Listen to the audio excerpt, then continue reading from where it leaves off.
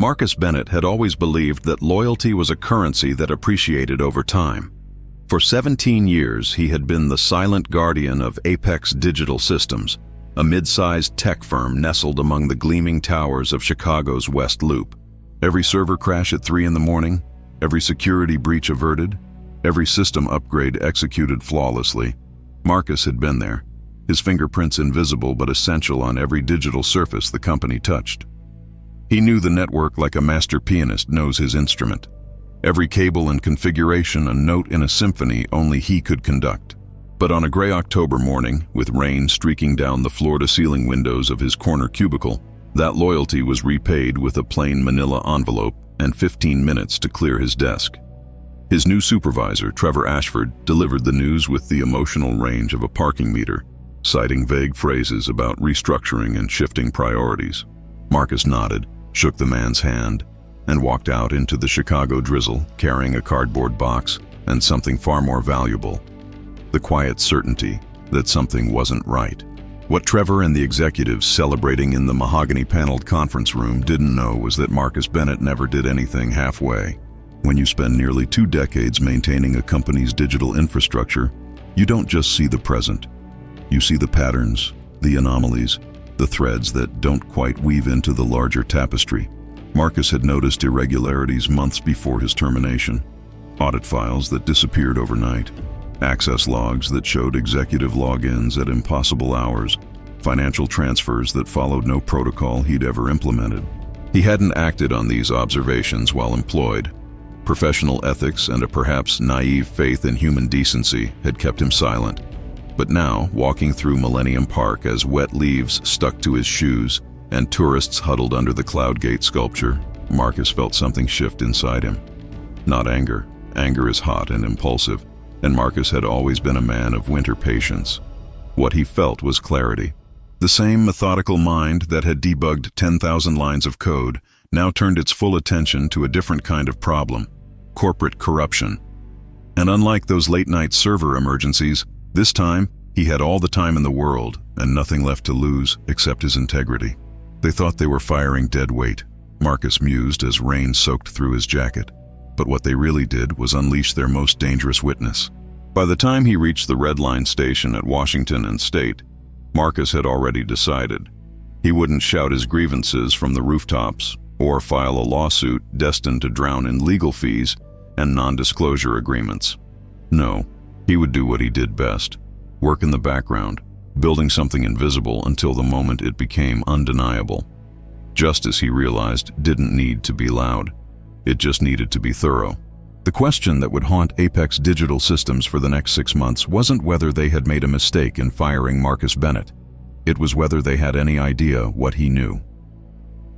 First week after his termination, Marcus maintained a routine that would have made a Zen monk proud.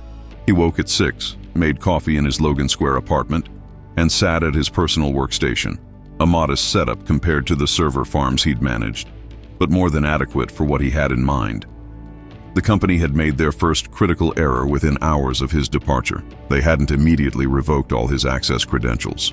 In their rush to process his termination, someone in HR had followed the standard protocol for mid-level departures rather than the enhanced security measures that should have applied to someone with Marcus's system knowledge. This gave him a 48-hour window before the automated purge kicked in, and Marcus had used every minute of it.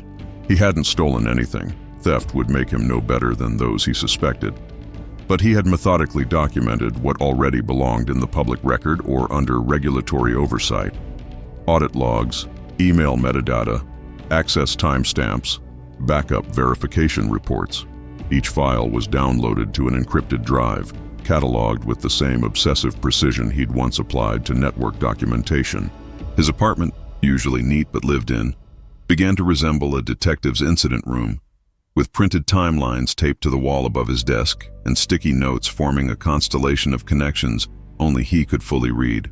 What emerged from this digital archaeology was startling in its clarity. For the past 18 months, Apex Digital Systems had been hemorrhaging money through a series of ghost transactions that should have triggered every alarm in their financial oversight system. Except someone had carefully disabled those alarms, and that someone had administrator-level access to both the financial software and the security protocols. Marcus traced payment authorizations to a consulting firm called Silverton Advisory Group, a company that, according to Illinois business registrations, had been incorporated just 22 months earlier with exactly one client, Apex Digital Systems. The payments were structured just below the threshold that required board approval, but they occurred with mechanical regularity. $48,000 every 2 weeks, paid for services described in the vaguest corporate language imaginable. Strategic realignment, process optimization, vertical integration consulting. Over 18 months, these payments totaled just north of $2 million. Marcus sat back in his chair and watched the rain batter his window, his mind assembling the puzzle with increasing certainty. This wasn't incompetence or bureaucratic bloat. This was systematic theft, dressed in business casual and signed off by people who thought they were too smart to get caught. The names attached to the approvals told their own story. Russell Pemberton, the chief financial officer, had signed off on every Silverton payment without exception. Trevor Ashford, Marcus's former supervisor and the man who'd handed him that manila envelope, had provided the technical access that allowed these transactions to bypass normal security reviews. And then there was Connor Hayes, officially a senior consultant at Silverton, but Marcus's digging revealed he'd previously worked in Apex's finance department before his convenient transition to the vendor side. It was an elegant scheme, really, the kind that exploited the trust inherent in corporate hierarchies while hiding behind the complexity that made modern businesses so opaque. Russell would authorize a payment, Trevor would ensure no automated flags appeared in the system, and Connor would invoice from a company that existed solely to convert corporate assets into private gain. Marcus felt a cold admiration for the mechanics of it, even as disgust settled in his stomach. These weren't desperate people stealing to survive. They were executives making six figures who'd decided that wasn't enough, that loyalty and ethics were quaint obstacles to be engineered around like outdated software. But here was the beautiful irony that Marcus couldn't help but appreciate. In their arrogance, they'd committed the cardinal sin of any security breach. They'd assumed the systems would remain forever under their control, that the person who built and maintained those systems would never have reason to look closely at what they revealed. Trevor had fired Marcus, presumably to eliminate a potential witness, or perhaps simply to free up budget for more ghost payments. But in doing so, he'd transformed a loyal employee who might have remained willfully blind into an adversary with both the knowledge and the motivation to expose everything. Marcus stood and stretched, his joints protesting from hours hunched over his keyboard. Outside, Chicago's autumn twilight turned the streets below into rivers of headlights and reflected neon. He thought about all those nights he'd stayed late to fix problems that could have waited until morning.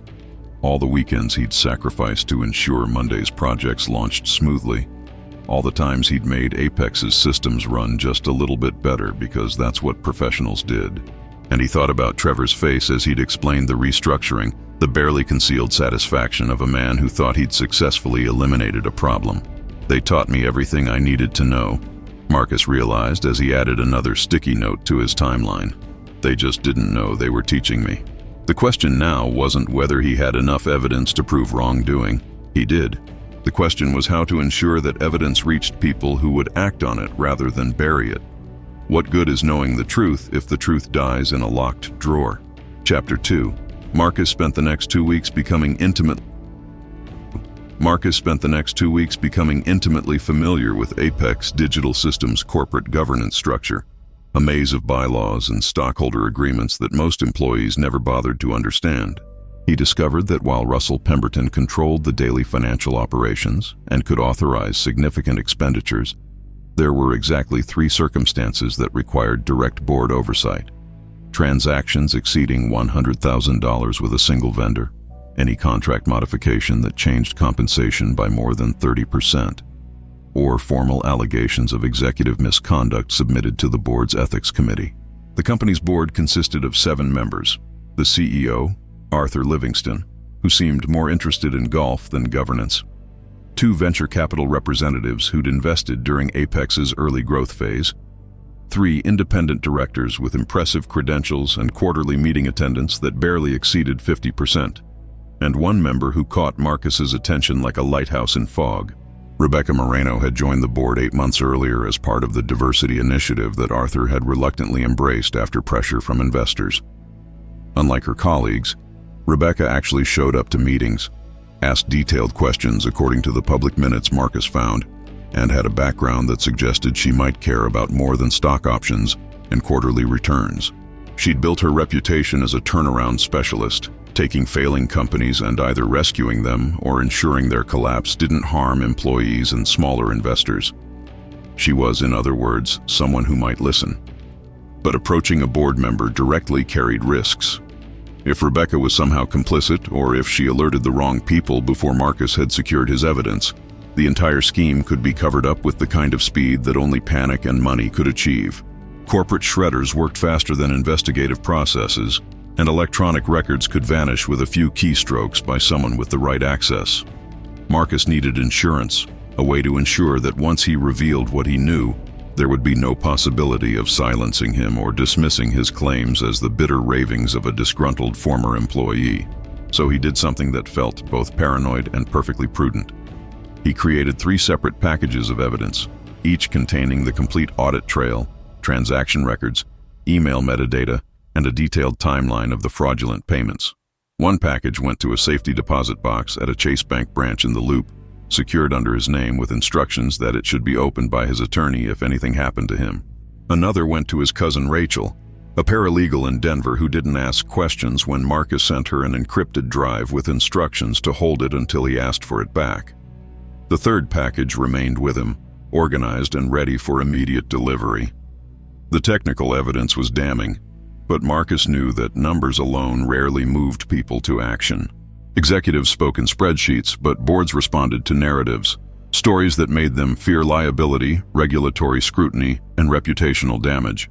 So Marcus began crafting his presentation, not as an IT professional, but as someone who understood that corporate crime ultimately came down to people making choices. He documented Russell's personal timeline. The man had purchased a vacation home in Door County 8 months after the Silverton payments began, paying cash according to public property records. Trevor had upgraded from a Honda Civic to a Tesla Model S shortly after his promotion to Marcus's supervisor, a jump that seemed ambitious on a salary that Marcus knew couldn't support that kind of leap. Connor Hayes maintained an Instagram account full of European vacations and expensive dinners, hardly consistent with the income of a consultant at a 2-year-old firm with a single client. None of this proved guilt by itself. Maybe Russell had an inheritance, maybe Trevor had a rich spouse, maybe Connor was drowning in credit card debt.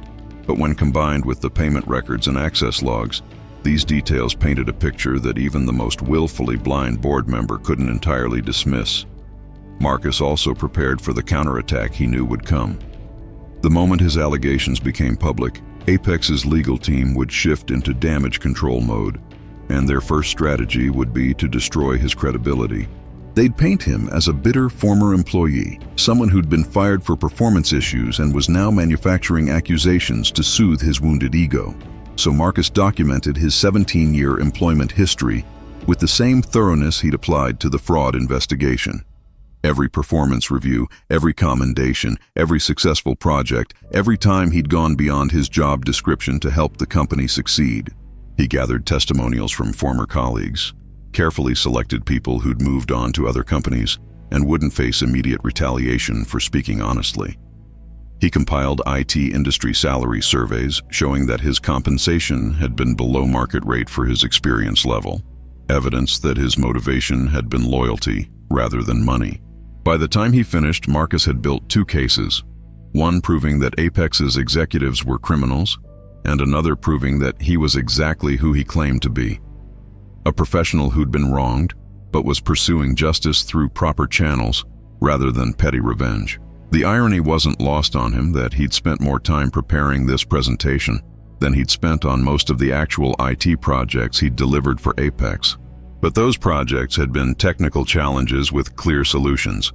This was something different, a confrontation with the fundamental dishonesty that seemed to infect organizations once they grew large enough to confuse complexity with accountability.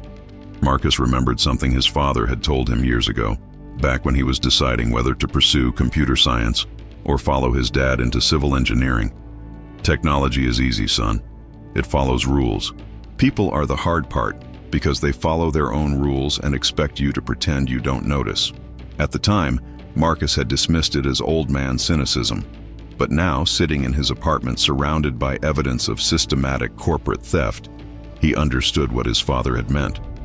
The fraud at Apex had been possible not because of sophisticated technology, but because of simple human weakness, greed, arrogance, and the assumption that loyalty could be exploited without consequence. "They thought I'd just disappear," Marcus reflected as he sealed his evidence packages. "They thought silence was the same as agreement, that firing me would close the book. But silence, he'd learned, could be a weapon more devastating than any outburst." The question was no longer whether he would act, but when and how to ensure his revelation couldn't be contained. When does patience become complicity? And when does it become November arrived with the kind of cold that made Chicago feel like the edge of civilization. Wind howling off Lake Michigan and turning the streets into wind tunnels that cut through every layer of clothing. Marcus had always loved this time of year, the city stripped of pretense, demanding that its residents prove they belonged there through sheer endurance. He'd been unemployed for 6 weeks now, living off savings and the modest severance package that Apex had offered as part of his termination. His days had settled into a rhythm of job applications, phone interviews, and the steady refinement of his evidence package. Friends and former colleagues reached out periodically, offering sympathy and networking connections, asking if he was okay. Marcus assured them he was fine, which was both true and a lie. He was fine in the sense that he wasn't falling apart, wasn't bitter or consumed by anger. But he also wasn't the same person who'd walked into Apex 17 years earlier, still believing that hard work and loyalty formed an unbreakable contract. That person had been slowly erased, not by the firing itself, but by everything that came before it. The casual dismissal of his concerns, the gradual realization that his years of service were valued less than a line item on a quarterly budget review. His opportunity came through an unexpected channel. Marcus had continued to monitor Apex's public communications, and in mid-November, the company announced its annual board meeting scheduled for December 15th.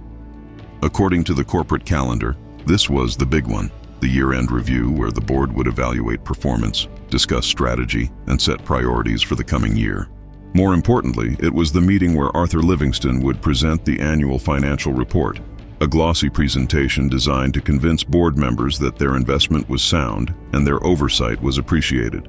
Russell Pemberton would be there, of course, presenting the numbers that justified his CFO salary. Trevor Ashford would likely attend as well, having recently been promoted to Director of IT Operations, filling the vacancy that Marcus's departure had created.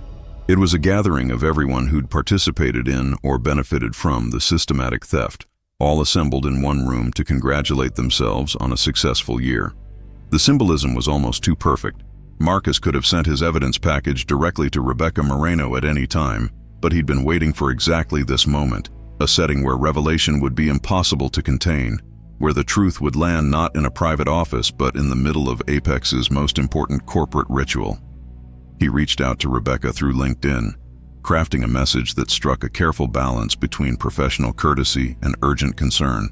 He introduced himself as a former senior IT administrator at Apex, mentioned his 17-year tenure, and stated that he'd discovered information regarding potential financial irregularities that he believed the board should review before finalizing the annual report.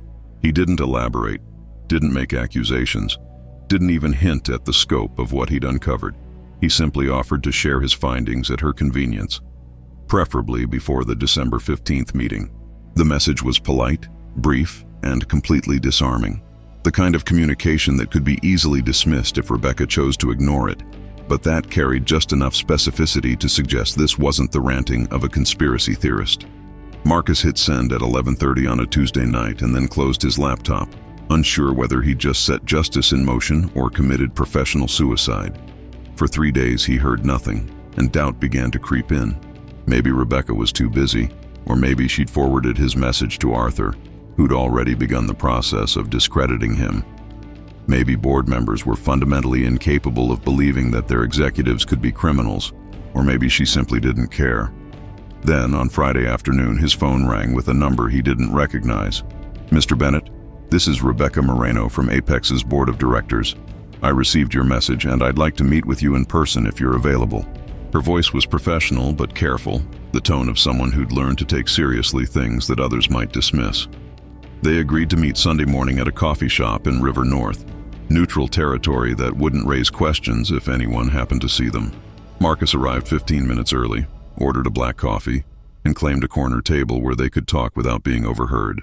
When Rebecca walked in, she was younger than he'd expected, mid-40s, dressed in weekend casual but carrying herself with the alert posture of someone always assessing their environment. She ordered tea, joined him at the table, and got straight to the point. I did some research after receiving your message, Mr. Bennett. Your employment record at Apex is exemplary. So when someone with your credentials reaches out with concerns about financial irregularities, I tend to listen. What exactly did you find? For the next hour, Marcus walked her through everything.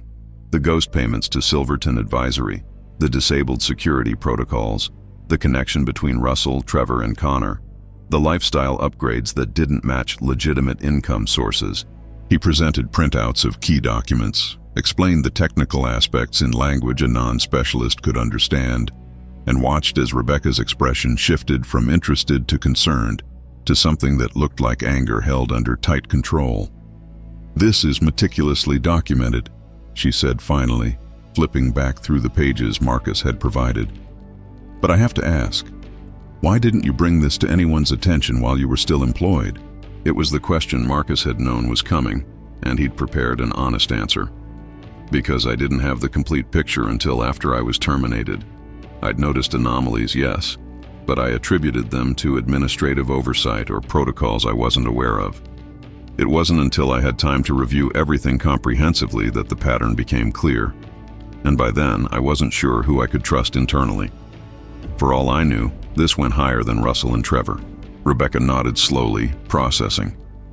And you're bringing this to me now because the board has a fiduciary responsibility to investigate credible allegations of executive misconduct, and because the December 15th meeting is your last opportunity this year to intervene before the annual report gets filed with regulators.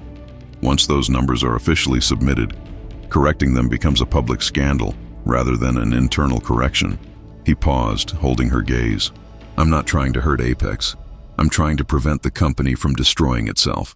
Rebecca gathered the documents, slipping them into her leather portfolio. I'll need to verify this independently, but if your findings are accurate, and preliminarily they appear to be, then we have a serious problem. I'll be in touch. She stood to leave, then turned back. Mr. Bennett, thank you. Not everyone would have handled this with such restraint. After she left, Marcus sat alone with his cooling coffee, watching Sunday morning traffic crawl past the window. He felt strangely calm, the kind of peace that comes from knowing you've passed the point of no return and there's nothing left to do but wait.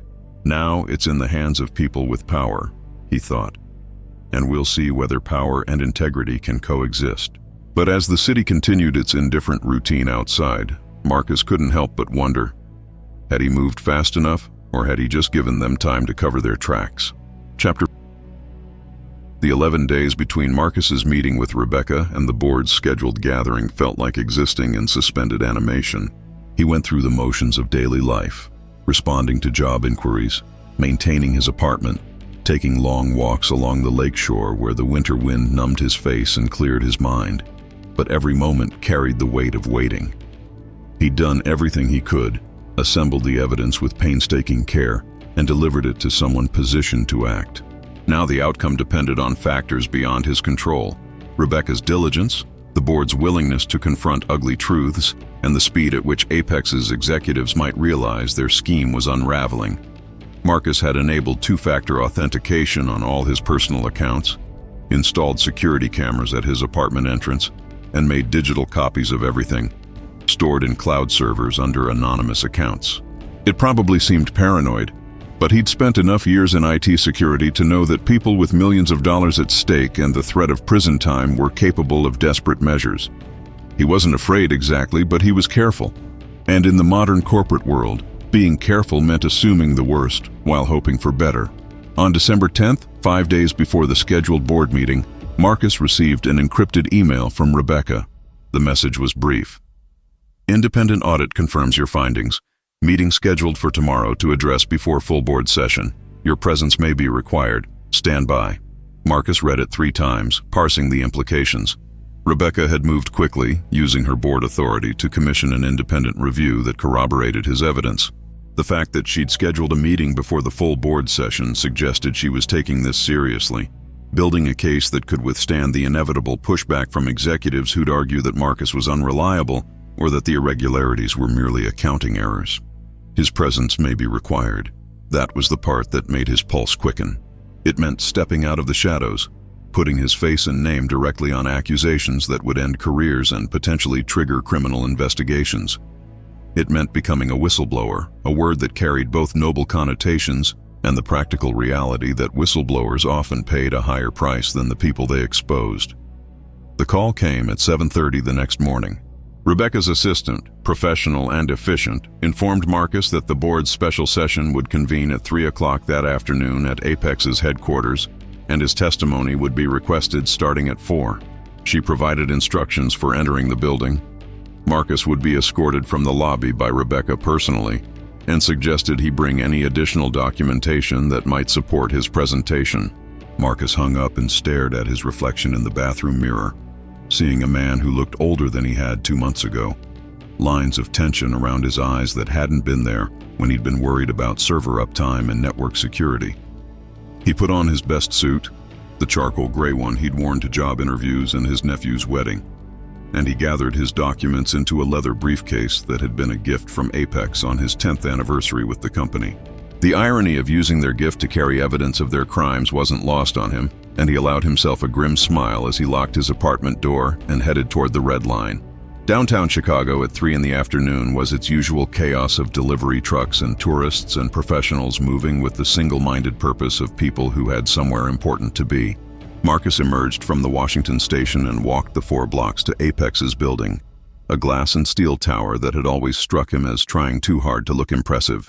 He remembered when they'd moved here 7 years ago, leaving behind the older office in Pilsen for this gleaming loop address that was supposed to signal their arrival as a major player in the Chicago tech scene. He'd spent 2 months managing the IT infrastructure migration, coordinating with vendors and supervising the installation of new server equipment, working 18-hour days to ensure that business operations continued without interruption. At the time, he'd been proud of the accomplishment, proud to be part of a company that was growing and ambitious. Now, looking up at those windows reflecting the gray December sky, he wondered how many other crimes had been committed in buildings just like this one. Fraud dressed up in corporate professionalism and hidden behind the assumption that successful people didn't steal because they didn't need to. Rebecca met him in the lobby as promised, her expression carefully neutral as she guided him past security and into a private elevator that served only the executive floors. "The board has reviewed the audit findings," she said as they ascended. "There will be questions, and not all of them will be friendly. Some members are skeptical about the timing and source of these allegations. Just answer honestly and stick to what you can document." The elevator opened onto the 23rd floor, where Apex's executive offices occupied space that Marcus had rarely visited during his tenure. They walked past conference rooms with names like Innovation and Synergy, past assistants who glanced up briefly before returning to their screens, until Rebecca ushered him into a waiting area outside the boardroom. Through the heavy wooden doors, Marcus could hear muffled voices, the sound of people engaged in intense discussion that occasionally spiked into something that might have been argument. Rebecca checked her watch. "It shouldn't be long. They're discussing the findings now. Once they're ready, I'll call you in." She paused, then added quietly, "What you're doing matters, Mr. Bennett. Not everyone has the courage to see it through." Then she disappeared through those doors, leaving Marcus alone with his thoughts and the very real possibility that he'd just walked into the most important hour of his life. 17 years, he thought, and it comes down to this: 1 presentation to 7 people who'll decide whether I'm a whistleblower or a troublemaker. Outside, darkness was already claiming the winter afternoon, and in the building's windows, Marcus could see his reflection. A man in a suit, holding a briefcase, waiting to testify against people who'd once been his colleagues. He wondered what they'd say about him after today, what version of Marcus Bennett would exist in corporate memory. But then he thought about the money that had been stolen, the trust that had been violated, and the simple fact that silence would make him complicit in everything he'd uncovered. The question wasn't whether he'd made the right choice. He was certain of that. The question was whether anyone would listen. Would truth matter more than convenience, or would corporate self-preservation? The boardroom was exactly as Marcus had imagined. A long mahogany table surrounded by leather chairs, walls decorated with abstract art that probably cost more than his annual salary, and floor-to-ceiling windows offering a view of the Chicago River snaking through the canyon of downtown buildings.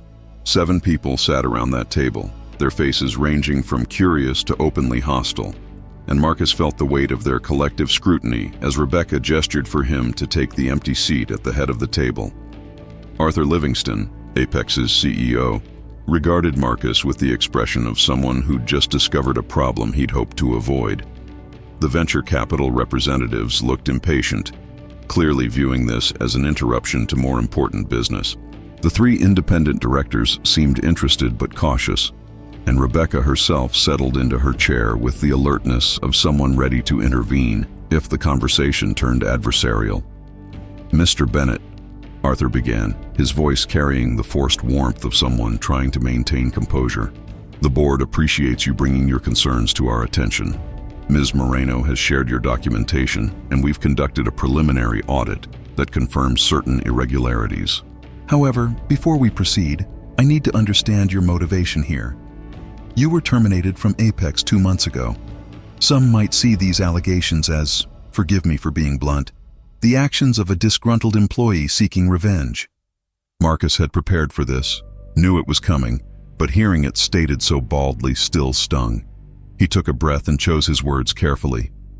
"Mr. Livingston, I understand why you'd question my timing, but the irregularities I discovered didn't become fully apparent until after my departure, when I had the opportunity to review patterns I'd noticed during my employment. If my motivation were revenge, I could have sold this information to competitors or leaked it to the press. Instead, I brought it to the board through proper channels, because I believe Apex deserves the opportunity to address this internally before it becomes a public scandal." He paused, meeting each board member's eyes in turn. "I spent 17 years building and maintaining this company's IT infrastructure. I don't want to see Apex destroyed. I want to see it survive this by holding accountable the people who violated the trust you placed in them." One of the independent directors, a woman named Patricia Chen, who'd made her fortune in manufacturing, leaned forward. "Walk us through what you found, Mr. Bennett. Assume we're intelligent but not technical. Make us understand how this scheme worked." For the next 40 minutes, Marcus did exactly that. He explained the ghost payments to Silverton Advisory Group, the incremental amounts designed to avoid board approval thresholds, the technical protocols that had been disabled to prevent automatic fraud detection. He showed them the timeline of payments correlated with lifestyle changes among the executives involved. He presented the evidence of Connor Hayes' connection to both Apex and Silverton, the shell company structure that existed solely to facilitate theft. The room grew quieter as he spoke, and Marcus could see the shift happening. The transition from skepticism to uncomfortable realization. These were successful people who prided themselves on their business acumen, and he was showing them that they'd been systematically deceived for 18 months by executives they'd trusted with fiduciary responsibilities. "The total amount diverted is approximately $2.3 million, Marcus concluded, clicking to his final slide. "Spread across 18 months, structured to look like legitimate consulting expenses, but ultimately representing systematic embezzlement. The independent audit that Ms. Moreno commissioned confirms all of this. I'm not speculating, I'm reporting facts." Arthur's face had gone pale, and one of the VC representatives was already typing furiously on his phone, probably calculating the impact on the company's valuation and their fund's returns. Patricia Chen spoke again, her voice harder now. "Where are Russell Pemberton and Trevor Ashford right now? Are they aware we're having this meeting?" Rebecca answered. "They're in their offices, as far as I know. They're expecting to present at tomorrow's full board meeting. I thought it best not to alert them until we'd heard from Mr. Bennett and made a decision about next steps." "Next steps," Arthur repeated, his voice hollow.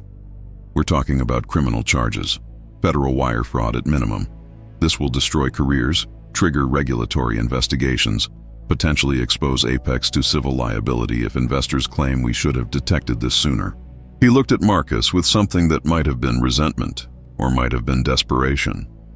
Are you absolutely certain about this? Because once we act on these allegations, there's no walking it back. Marcus felt a flash of anger, but kept his voice level. With respect, Mr. Livingston, the question isn't whether I'm certain. The question is whether you're willing to do what's right, despite the inconvenience. The fraud happened whether you acknowledge it or not. The money was stolen whether you investigate or not. The only choice you have is whether to address it now, on your terms, or wait until a regulator discovers it, and you're explaining to federal prosecutors why your board failed in its oversight duties. The room fell silent, the kind of heavy quiet that precedes irreversible decisions. Then Patricia Chen spoke, her words measured but firm. I move that we immediately suspend Russell Pemberton and Trevor Ashford pending a comprehensive forensic audit.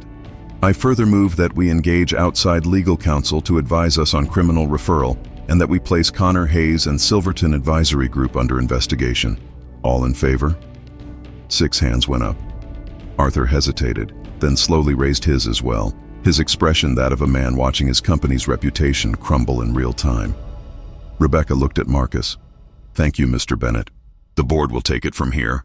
We'll need you available for follow-up questions and possible testimony if this proceeds to criminal prosecution.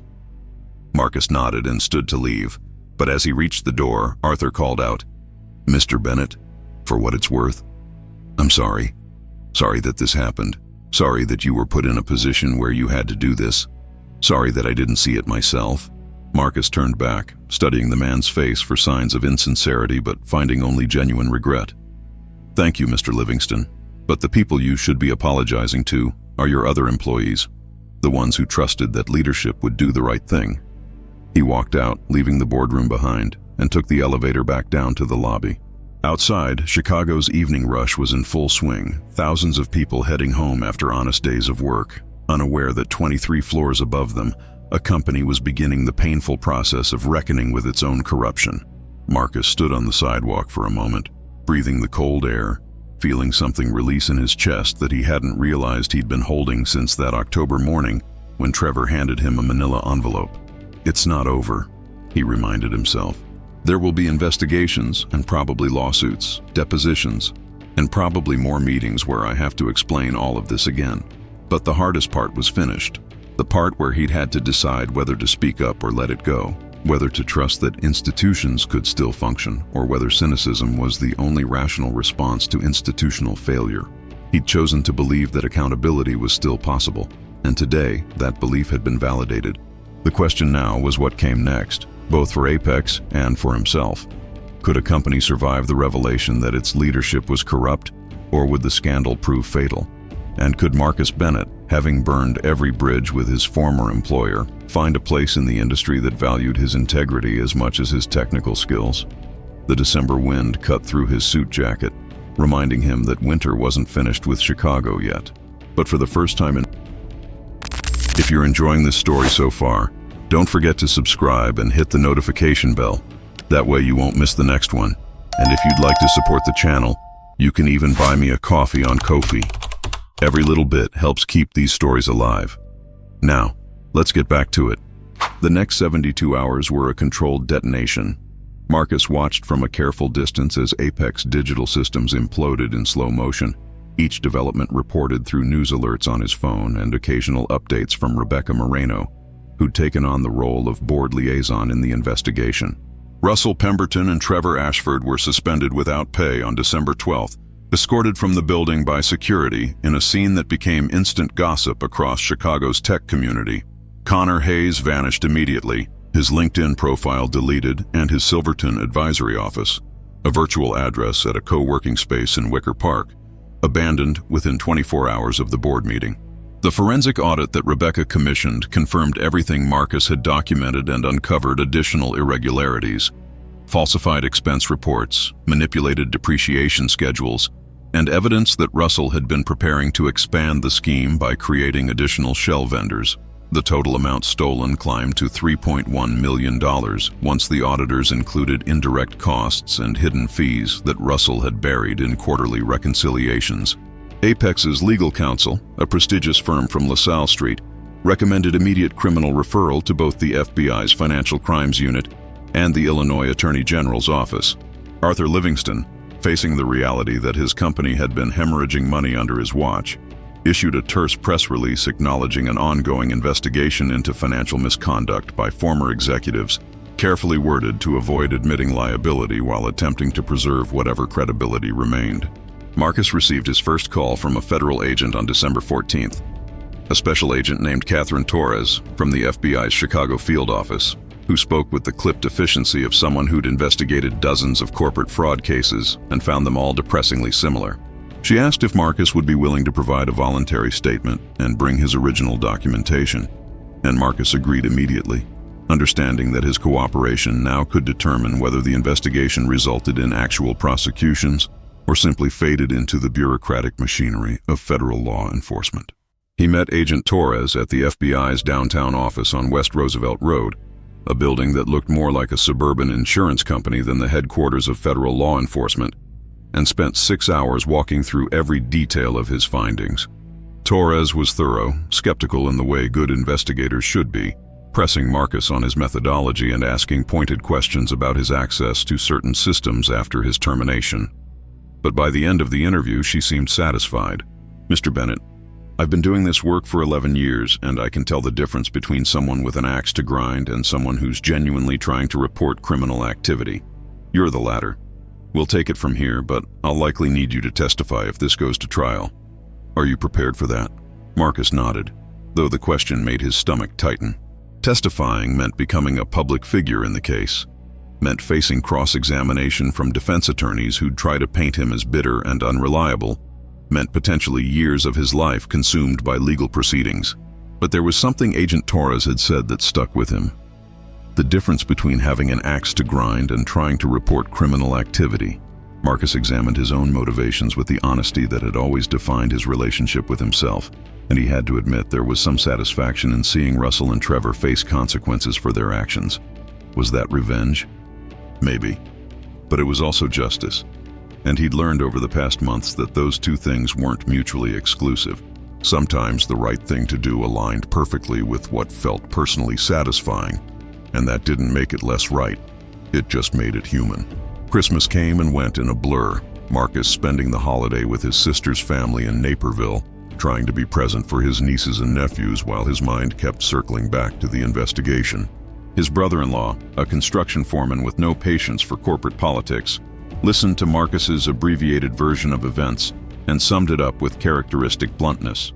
"So basically, you caught some rich assholes stealing and now everyone's mad at you for saying something? Man, that's messed up." It was messed up, Marcus agreed. But it was also how the world worked.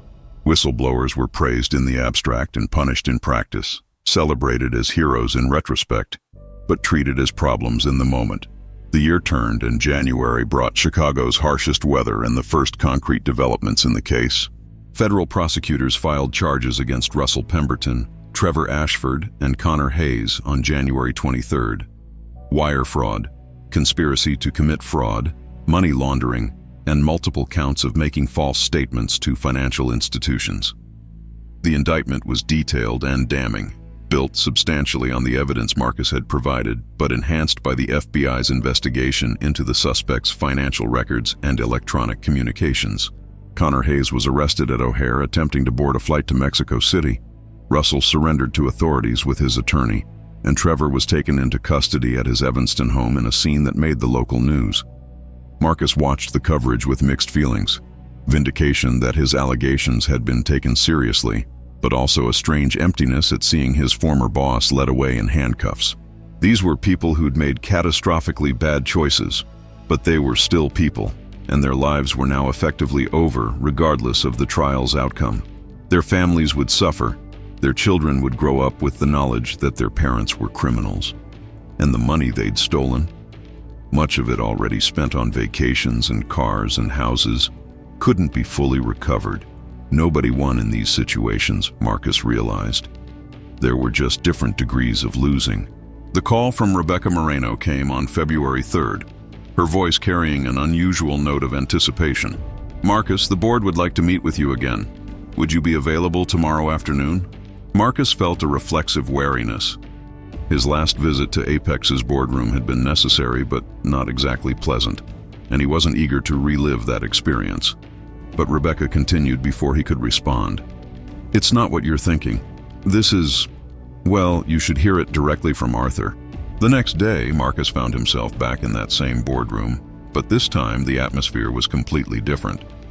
The board members who'd been skeptical or hostile in December now looked at him with something approaching respect, and Arthur Livingston seemed like a different person. Older, humbler, and far more genuine than the polished executive who'd questioned Marcus's motivations 2 months earlier. Mr. Bennett, Arthur began, Apex Digital Systems owes you an enormous debt. Your courage in coming forward likely saved this company from complete collapse.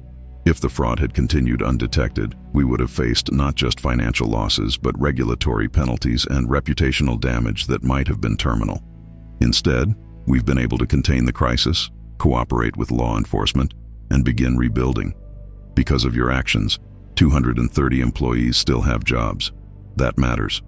He paused, exchanging glances with the other board members. We'd like to offer you a position, not your old job. We're proposing something new. Chief Security Officer, reporting directly to the board, with full authority over IT security, financial audit protocols, and compliance oversight. It's an executive role with compensation that reflects its importance. We need someone who can rebuild the systems that failed and ensure this never happens again. We need someone we can trust. We need you. Marcus sat in stunned silence, processing the offer that represented everything he'd lost and more. Not just employment, but validation, authority, and the resources to actually fix the problems he'd identified. But he also thought about the past 4 months, about the personal cost of doing the right thing, about the nights he'd lain awake wondering if his career in tech was finished because he'd committed the cardinal sin of making powerful people uncomfortable. He thought about Rebecca's words, not everyone has the courage to see it through, and about Agent Torres distinguishing between revenge and reporting criminal activity. He thought about his father's observation that people were harder than technology because they followed their own rules and expected you to pretend not to notice. And he thought about what kind of person he wanted to be, what kind of career he wanted to build, and whether working for Apex, even in a position of authority, was something he could do with integrity. I appreciate the offer, Marcus said slowly, and I'm genuinely glad that Apex has the opportunity to recover. But I need to understand something before I could consider accepting. What systemic changes are being implemented to prevent this from happening again? Because hiring one person, even in an executive role, isn't enough if the culture and governance structures that allowed the fraud remain unchanged. Patricia Chen, the independent director who'd been most supportive during Marcus's testimony, smiled approvingly. That's exactly the question we hoped you'd ask, and it's why you're the right person for this role. We've already implemented several reforms: mandatory rotation of audit firms, quarterly independent reviews of all vendor relationships, board-level oversight of IT security protocols, and whistleblower protection policies that should have existed from the beginning. But you're right, we need cultural change, and that requires leadership that takes integrity seriously. That's what we're asking you to help build.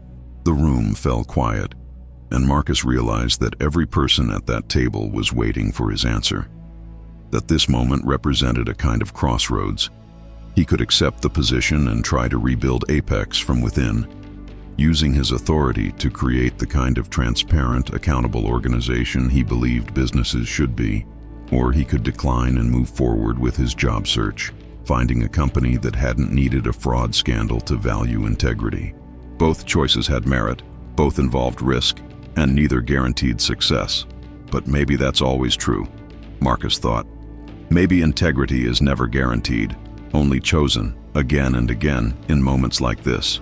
He looked at Arthur Livingston, at the board members who'd voted to investigate rather than cover up, at Rebecca Moreno who'd taken his allegations seriously when she could have dismissed them. These people had made the right choice when it mattered, and maybe that was enough of a foundation to build on. I'll accept, Marcus said, on the condition that my authority is real and not just ceremonial, that I report directly to the board rather than through other executives, and that I have full transparency into all financial and operational systems. If we're serious about preventing this from happening again, that's what it requires. No secrets, no shortcuts, no assuming that good intentions replace actual oversight. Arthur extended his hand, and Marcus shook it, feeling the weight of what he'd just agreed to and the strange circularity of returning to a company that had fired him, now as one of its most powerful executives. The question wasn't whether he'd made the right choice. Only time would answer that. The question was whether redemption was possible, both for institutions and for the people who led them. Could trust be rebuilt once broken? Or was this just a prettier version of the same dysfunction that had allowed the fraud to flourish? Marcus didn't know, but he was willing. Marcus started his new role on March 1st with an office on the executive floor and a mandate that would have seemed impossible 4 months earlier: rebuild Apex Digital Systems' integrity from the foundation up. His first week was spent in meetings, with the remaining department heads, with the IT team he'd once been part of and now oversaw, with Arthur Livingston, who seemed genuinely committed to the cultural transformation he'd promised. Marcus quickly learned that being an executive meant navigating politics and personalities in ways that his old technical role had never required. People were cautious around him, unsure whether his whistleblower past meant he'd be hypercritical or whether his return signaled genuine change. Some colleagues welcomed him warmly, grateful that the fraud had been exposed before it damaged the company further. Others kept their distance, perhaps worried that association with a whistleblower might be professionally risky, or perhaps simply uncomfortable with the reminder that their executives had been criminals. Marcus understood both reactions and didn't take either personally. Trust had to be earned, and that would take time and consistent action rather than speeches about transparency. His first major initiative was implementing the security protocols that should have prevented the fraud. Marcus designed a multi-layered system where no single person could authorize significant payments without independent verification, where automated alerts would flag unusual patterns immediately, and where board members received real-time access to financial dashboards that made hiding irregularities virtually impossible. He brought in external consultants to stress test the systems, deliberately trying to find vulnerabilities before bad actors could exploit them. He established a confidential reporting mechanism where employees could raise concerns without fear of retaliation, backed by board-level guarantees that had legal weight rather than just being corporate policy that could be ignored. The work was exhausting and often frustrating. Changing institutional culture was like trying to redirect a river, requiring constant pressure and patience as old habits resisted new expectations. But Marcus also found it deeply satisfying in ways his old job never had been. He wasn't just maintaining systems anymore. He was building something better, creating an organization that might actually deserve the loyalty he'd once given so freely. The criminal trial began in May, and Marcus spent 3 days on the witness stand, testifying about the technical details of the fraud and enduring cross-examination from defense attorneys who tried unsuccessfully to paint him as biased and unreliable. Russell Pemberton's lawyer argued that the Silverton payments were legitimate consulting fees, that his client had simply been sloppy with documentation rather than criminal.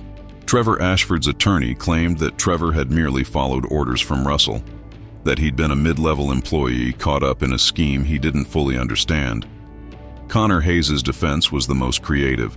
His lawyer argued that Silverton was a legitimate business, that Connor had provided real value to Apex, and that the prosecution couldn't prove the payments were fraudulent rather than just poorly managed. None of these arguments held up under scrutiny. The evidence was overwhelming. Emails discussing how to structure payments to avoid oversight, text messages celebrating successful transfers, bank records showing the stolen money flowing directly into personal accounts for luxury purchases. The jury deliberated for less than 6 hours before returning guilty verdicts on all counts. Russell and Trevor were sentenced to 8 and 5 years in federal prison, respectively. Along with restitution orders they'd likely spend the rest of their lives trying to satisfy. Connor received 6 years and permanent exclusion from the securities industry. Marcus felt no satisfaction watching the sentencing, just a quiet acknowledgement that consequences had finally caught up with choices, that the legal system, for all its flaws, had functioned as it was supposed to. Summer came, and with it, the slow recognition that Apex was going to survive. New contracts were signed. Talented employees who'd considered leaving decided to stay, and industry analysts who'd predicted the company's collapse began writing about its successful turnaround. Arthur Livingston, to his credit, used the scandal as an opportunity for genuine reform rather than just damage control. He replaced the remaining executives who demonstrated poor judgment or ethical flexibility, promoted from within where possible, and created advisory councils that gave employees at all levels input into company decisions. Marcus was given resources to expand his team, hiring security specialists and audit professionals who shared his commitment to preventing rather than just detecting problems.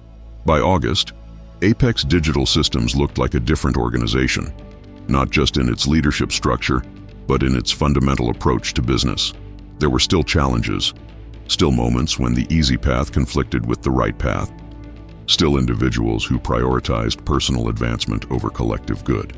But now there were systems and leaders in place to catch those problems early, before they metastasized into the kind of institutional corruption that had nearly destroyed the company. On the anniversary of his termination, October 17th, Marcus stood at his office window, looking out at the same Chicago skyline he'd watched a year earlier, while carrying that cardboard box full of personal belongings. The view hadn't changed, but everything else had. He thought about the choice he'd made to investigate rather than move on, to document rather than forget, to speak up rather than let it go. Had it been worth it? That depended on how you measured worth. In career terms, absolutely. He'd gone from unemployed IT administrator to executive officer in 12 months, with compensation that reflected his value and authority that matched his responsibility. In personal terms, it was more complicated. He'd aged in ways that had nothing to do with time, had learned that doing the right thing often meant standing alone, had discovered that institutions were only as good as the people leading them, and that good leadership required constant vigilance. But he'd also learned something that felt more important than any of those lessons. That ordinary people could confront powerful systems and sometimes, not always, but sometimes, could force those systems to change. Not through violence or heroics or dramatic confrontations, but through the patient accumulation of evidence, the strategic use of proper channels, and the willingness to see it through, even when the outcome was uncertain. I'm not a hero, Marcus reflected as autumn rain began to streak his window. I'm just someone who knew the right thing and did it, even when it would have been easier not to. But maybe that was exactly what heroes were, not people without fear or doubt, but people who acted despite them, who chose principle over convenience and lived with the consequences. The question that had haunted him a year ago, would anyone listen, had been answered. They had listened, and they had acted, and the system had functioned. Not perfectly, never perfectly, but well enough to make a difference. Could he have done it differently, and would the silence have been easier than the truth? 18 months after his termination, Marcus found himself delivering a keynote address at a corporate governance conference in downtown Chicago, speaking to an audience of executives, board members, and compliance officers about the lessons learned from Apex Digital Systems' fraud scandal and recovery. The irony wasn't lost on him that he was now being asked to share expertise about a crisis he'd helped expose, that whistleblower had transformed into thought leader through the strange alchemy of corporate culture. He spoke about the importance of creating environments where employees felt safe raising concerns, about designing systems that assumed good intentions but verified through oversight, about the reality that fraud prevention required more than policies. It required leadership willing to act on uncomfortable information, even when ignoring it would be simpler. The audience listened intently, taking notes and nodding at key points. And during the Q&A session, several people approached to share their own experiences of discovering misconduct and struggling with whether to report it. Each story reinforced what Marcus had learned, that the decision to speak up was never easy, that institutions often punished honesty more readily than they rewarded it, but that staying silent carried its own heavy cost. After the conference, Marcus met his father for dinner at a steakhouse in the Loop, one of those old-school Chicago establishments with red leather booths and waiters who'd worked there for decades. His father, now retired from his civil engineering career, listened to Marcus's summary of the conference and the work he'd been doing at Apex, then smiled in that knowing way parents have when they've been proven right about something. You remember what I told you years ago? About people being harder than technology because they follow their own rules? Marcus nodded and his father continued. I was wrong about one thing, though. People don't just follow their own rules. They create their own rules, and sometimes those rules are better than the official ones. You did that. You created a rule that said integrity mattered more than convenience, and you enforced it even when nobody was making you. That's not easy, and it's not common. I'm proud of you, son." The words landed with unexpected weight, and Marcus felt his throat tighten. He'd received professional recognition, board commendations, even a profile in Crane's Chicago business about corporate whistleblowers who'd become executives. But this simple statement from his father, delivered over steak and potatoes in a restaurant where nothing had changed in 40 years, meant more than all of that combined. It reminded him that the measure of success wasn't just position or compensation. It was being able to look at yourself honestly and like what you saw. Spring arrived again, and with it Marcus's 2-year anniversary in his executive role. Apex had exceeded its revenue projections, attracted new investment, and built a reputation as a company that took compliance seriously, not as performative corporate theater, but as genuine operational priority. The fraud scandal that could have destroyed the organization had instead become part of its origin story. The crisis that forced necessary change and demonstrated that accountability was possible even in corporate environments that often seemed designed to avoid it. Marcus had built a security and compliance team of 12 professionals, implemented protocols that other companies now studied as best practices, and created a culture where questioning authority wasn't career suicide, but professional responsibility. He'd also mentored several young employees who reminded him of his younger self, technically skilled but still learning that competence without integrity was ultimately worthless. One of them, a network administrator named Jordan Chen, had come to Marcus with concerns about a vendor relationship that seemed unnecessarily expensive and poorly documented. Instead of dismissing the concern or handling it quietly, Marcus had walked Jordan through the proper reporting process, investigated thoroughly, and discovered that while the vendor relationship wasn't fraudulent, it was poorly managed and needed restructuring. He'd made sure Jordan received recognition for raising the issue, sending a clear signal throughout the organization that vigilance was valued rather than punished. But success hadn't erased all the complications.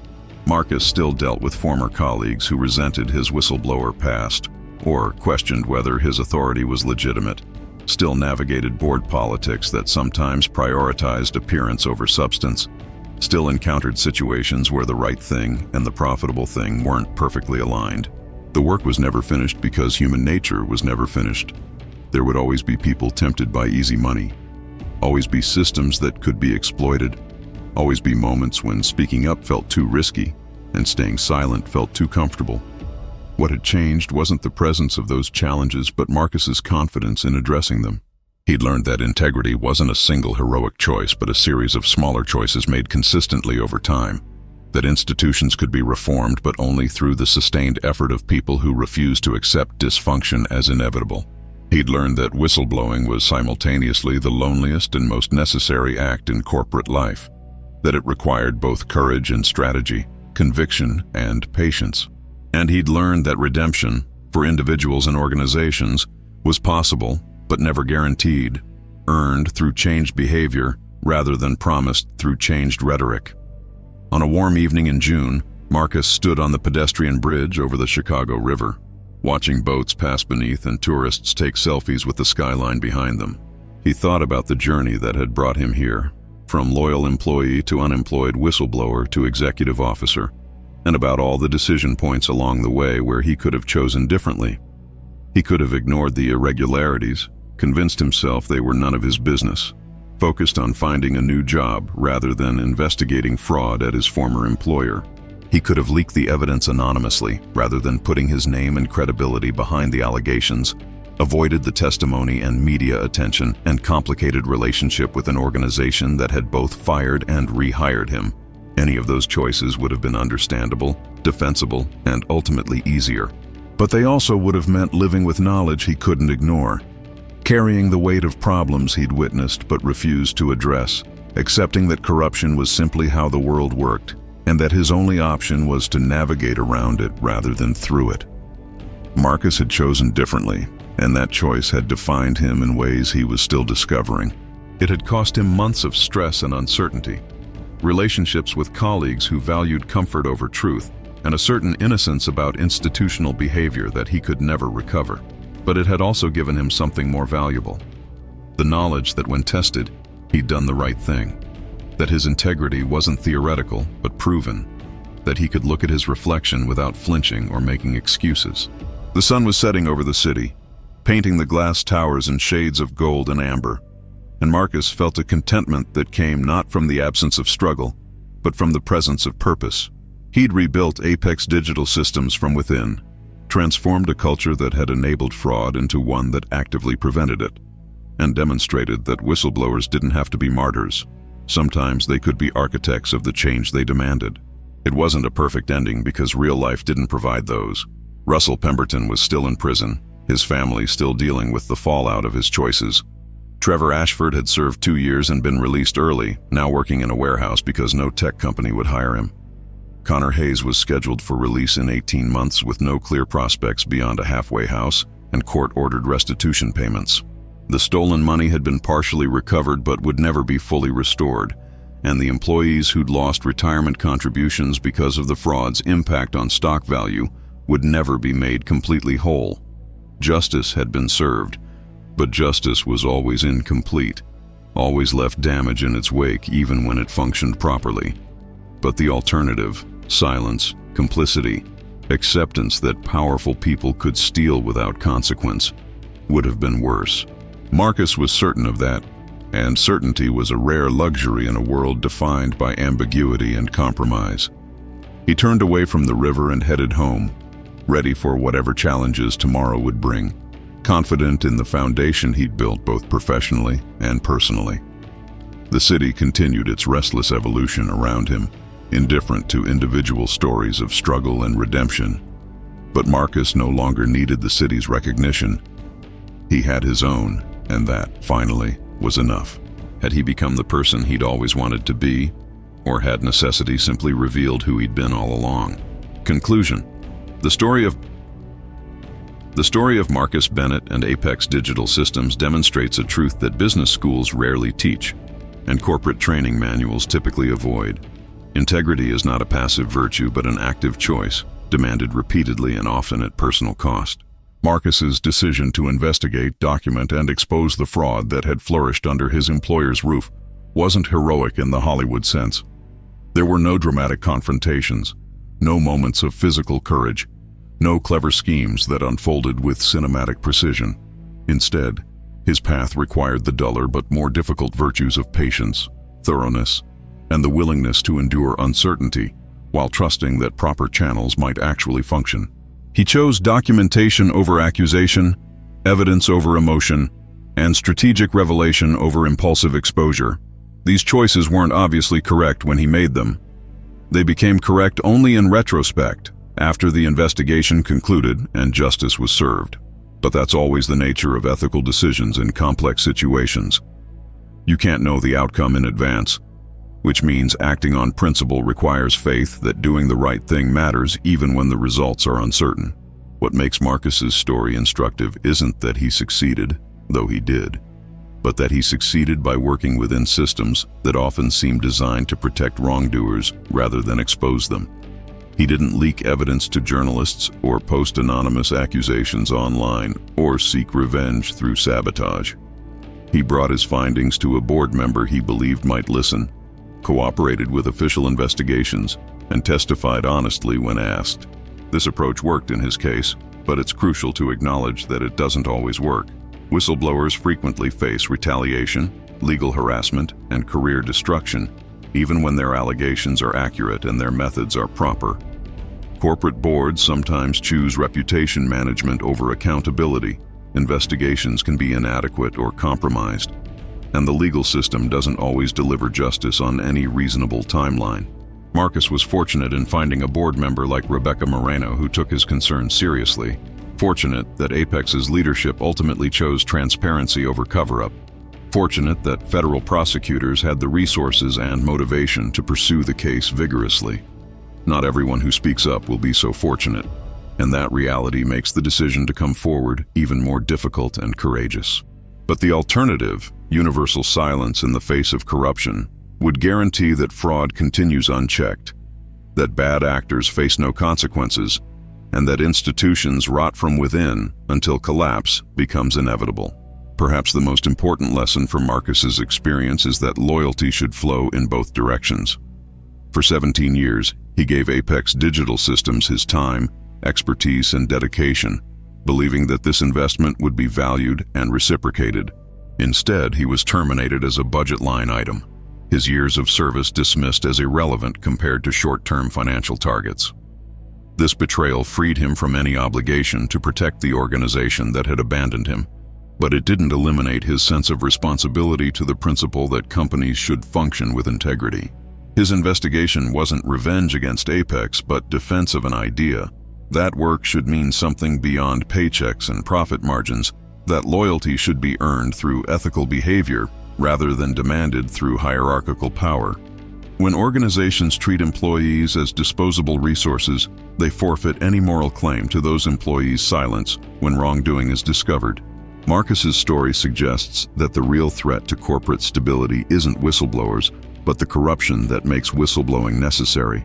The final question his journey raises is whether institutions can truly reform after their dysfunction has been exposed, or whether scandal simply creates better hidden versions of the same problems. Marcus chose to believe in the possibility of redemption, accepting Apex's offer to return as chief security officer because he saw genuine commitment to change rather than just performative contrition. 2 years later, the evidence suggests his faith was justified.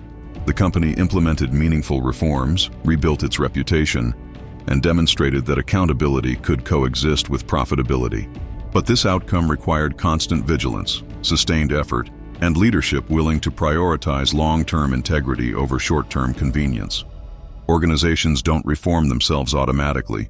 They reform because specific individuals insist on it and refuse to accept less. Marcus became one of those individuals, not because he was special, but because circumstances demanded a choice, and he made the harder one. That choice is available to all of us, in various contexts and with varying stakes, whenever we encounter wrongdoing and must decide whether to speak or stay silent. The question isn't whether you'll face that choice. If you work long enough in any organization, you will. The question is whether you'll have the courage to act on what you know, and whether you'll believe that acting might actually matter. Marcus Bennett decided it did, and in doing so, he transformed not just his career, but the company that had tried to discard him. Can you look at yourself in the mirror and like what you see, or does silence slowly erase the person you wanted to be?